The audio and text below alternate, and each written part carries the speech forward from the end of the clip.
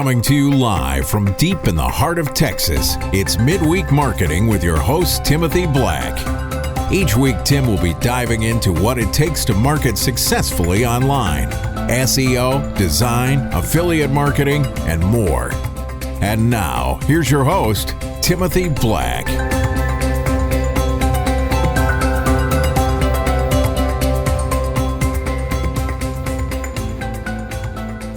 Hello and welcome back to Midweek Marketing, episode 5. This is the basics of SEO. We're just going to kind of do an overview. As always, we encourage you to go over to iTunes and subscribe and leave a review and all that kind of good stuff. If you've not been to our website, midweekmarketing.com, be sure to go over there and sign up. I'll send you a glossary of terms so you can kind of catch up and get a quick education on all the crazy terms that online marketers use. So go in there and sign up, and I'll send that over to you right away, a little PDF of a couple hundred terms. And be sure to like us on Facebook too, over at facebook.com/midweekmarketing. Okay, so this week, well, I keep saying this week, but I'm twice a week. This episode, we're going to talk about SEO. This is the big daddy of making money online as far as internet marketing is concerned. So SEO, search engine optimization. Bear with me. I'm sure you probably already know that if you're listening to this, but we're going to talk a little bit what it is and how it works. And I'm going to be pretty blunt with you on some of this stuff. SEO is, you're going to have people that talk to you about white hat and black hat and gray hat SEO, which means not as sketchy, sort of sketchy, and way too sketchy. But the truth is, all search engine optimization is a manipulation of Google's algorithms, and everything we do is essentially a violation of their terms of service, put plainly. So there are things you can do that are a lot meaner and a little nastier to make things rank well, and there are things that are more natural. But like I said, it's all a manipulation of Google. So enter at your own risk. But it is probably the best thing to sell to people. In fact, I've got a lower end client, not lower end, I shouldn't say that. SEO is expensive. And for those people that can afford it, it's a boon to their business. But I just got a payment today for $1,500 for 1 month of work from a great client, not lower end, great client, love them. But SEO can go up to thousands and thousands of dollars.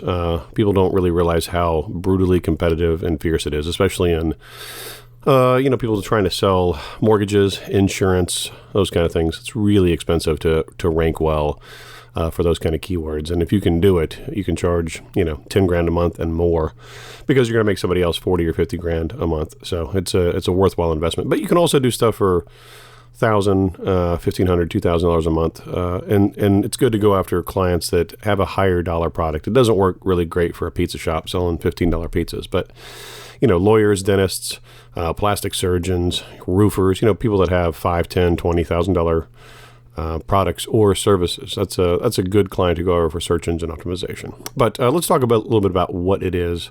I'll talk more in later episodes about how to do it, how to sell it. But what it basically is like I said, it's a manipulation of search engines. And we, of course, focus on Google because Bing is just a few percent. It's kind of fun to rank on Bing because some people still use Internet Explorer and they don't bother to turn off the default. And so they do use Bing, but it's only about I don't know. It's not even 10% anymore. It used to be about a 80-20 split Google to Bing, and now Bing and Yahoo are the same thing anyway, as far as the search engine that powers it. But the kicker is in the last 5 years, as we've gone more to mobile, 60% of all searches are done on phone now. Well, Google owns 95%, probably. Well, not probably. They own 95+% of mobile searches. I mean, nobody goes and uses Bing on their iPhone or Android. Obviously, Android is Google preferred, and there's a lot of those cell phones out there. So if we do the math, 95% of 60% of all searches, and we do 80% of all desktop searches, which is 40% of searches. You do the math. It's 95%. So what you focus on is manipulating Google. And what it really is a dance. Like Google kind of says, hey, this is best practices. This is what we like to see on sites and blah, blah, blah. And so people in my world just go out and manipulate the heck out of it. And then Google goes, you guys are manipulating the heck out of that. Here's a big algorithm change that is going to hurt really bad. And so something like Penguin or Panda comes out, and on it goes, back and forth. So it's a good service to sell because it never ends, because it's a dance that never ends. As we speak, there was a new, September 23rd of this year, they called it Penguin 4.0, but now it's not being called that as much. But it was an obvious algorithm change, because there are people smarter than me that are constantly looking at results and seeing stuff bounce up and down. But the easiest way to do it, and you can sell it to people that know what it is. It's hard to convince people, but it's based pretty much on 3 factors: LTS, and I'll go over those: links, traffic, and social. And those things have all been added and given different weights of importance as we've moved on in the online world. What that means is links are backlinks. Backlinks are when you're at a site like on Facebook, or you get your business gets mentioned, hopefully on a business journal, and they kind of put a link back to your site. Those links are kind of like votes up. And links are really powerful, and they come in all different flavors. Sometimes there are anchor texts. So a really good thing to get is if you are a plumber in Wichita. Well, if the backlink, the thing you click, says plumber in Wichita, that's a great thing. The rub is you don't want most of your backlinks to have those kind of things, what they call anchor text. So it's a pretty small percentage. So what that means is when we're going out and trying to manipulate Google, we get those links and put them everywhere, in all kinds of places. And so there's naked links, which is just the site itself. There are links that say click here, that kind of stuff. Those are the links that you want the majority of, and you just want a few what we call keyword anchor texts. It's complicated, I know.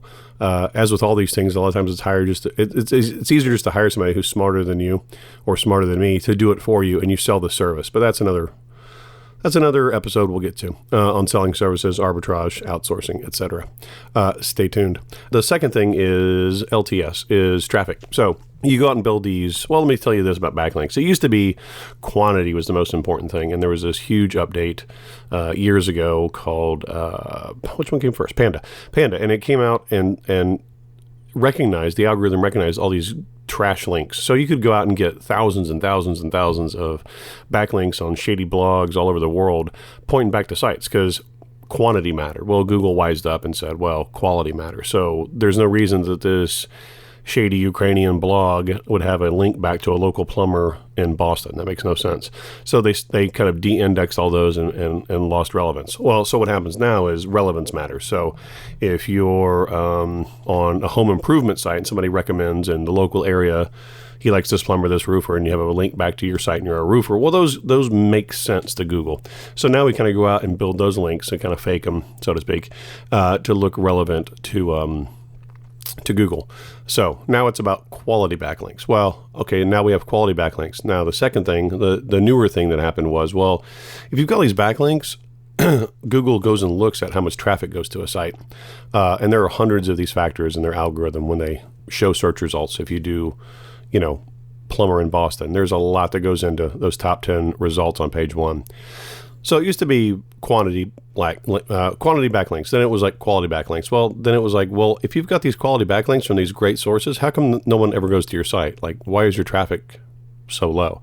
So now we had it in the element of, adding in decent looking traffic. So, and this is another way you can manipulate Google. You send what looks like relevant traffic, and they go to your site and they click through and they spend a minute, et cetera, et cetera. So that's traffic. And the other thing is social, is like, then Google says, well, this is probably reverse order. Then Google's like, well, if you have all these great links, and how come nobody talks about it on Facebook or Twitter or Instagram?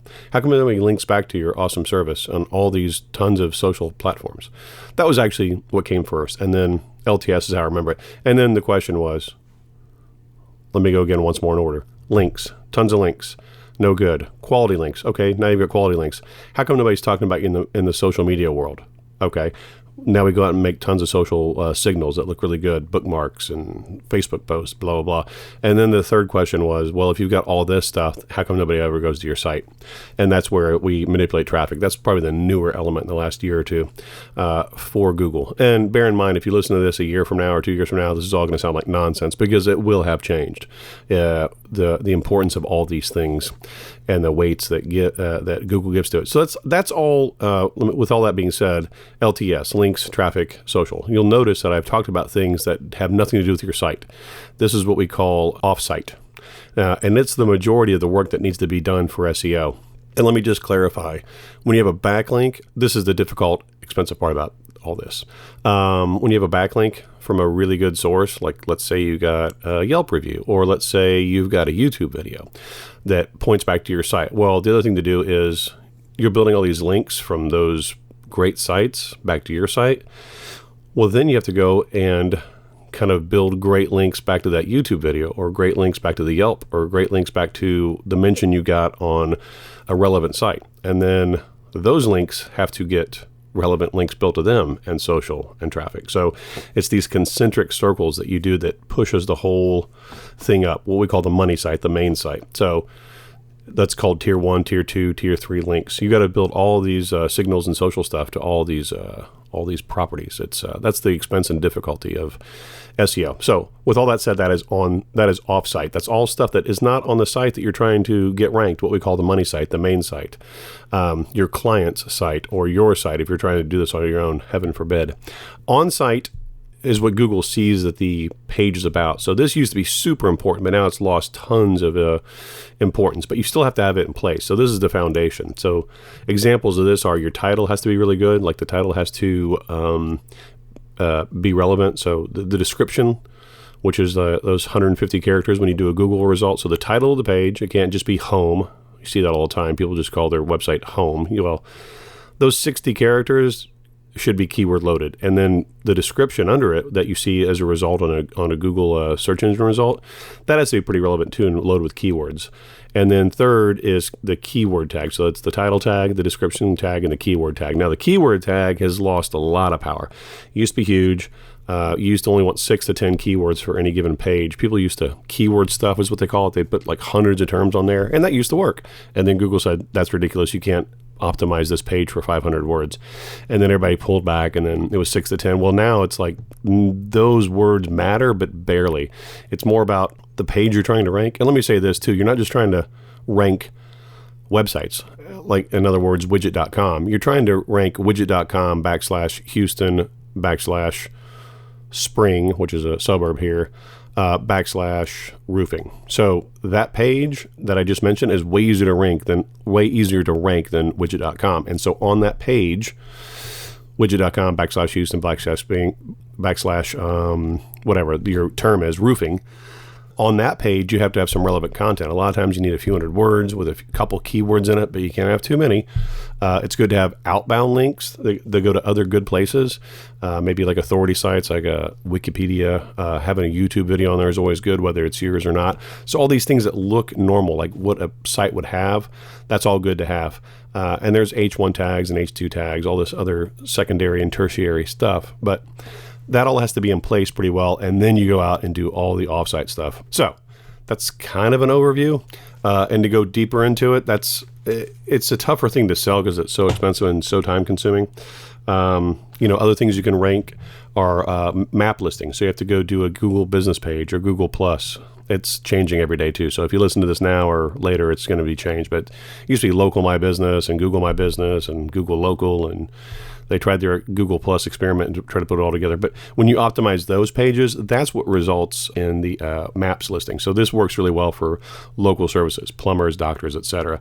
I think you know what I'm talking about. When you do a Google search, you'll have your 10 results, you'll have ads on top and bottom, and then a lot of times you'll have a map result. And as of this recording, there are only 3 map results. There used to be 7, now there's 3, and the talk is in the next couple of months, one of those will be a paid ad. So now we're going to have 2 results. So that's going to get even more competitive. But if you know what you're doing there, that's a pretty good service to sell because that brings in a ton of traffic for people. We're already at 14 minutes.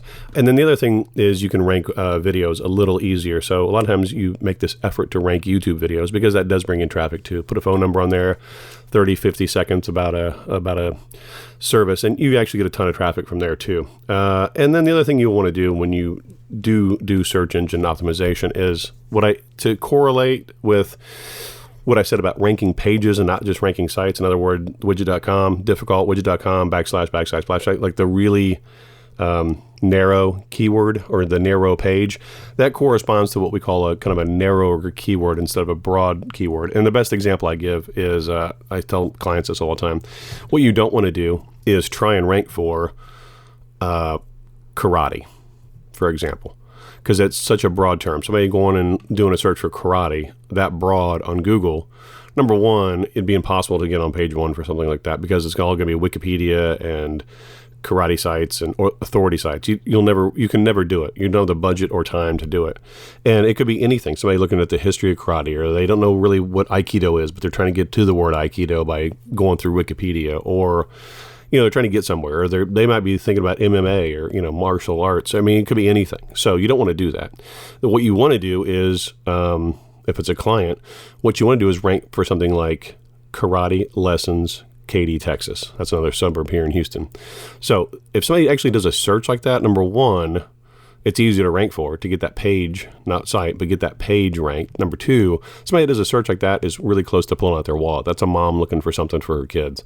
And it's so 3 things happen there. It's easier to do, it's less expensive to do, and it's somebody that's about to spend money looking for a particular service. So, and I'm already kind of going long. This is a huge topic I could talk about forever, but that's kind of the basics of SEO, and that's it for today. I will be back soon with episode 6.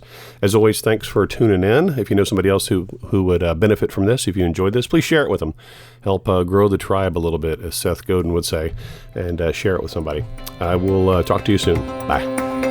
Thanks for tuning in to Midweek Marketing. Come back every Tuesday and Thursday for new episodes. And be sure to subscribe at iTunes and sign up at midweekmarketing.com to get exclusive content and tips. And check us out at facebook.com/midweekmarketing.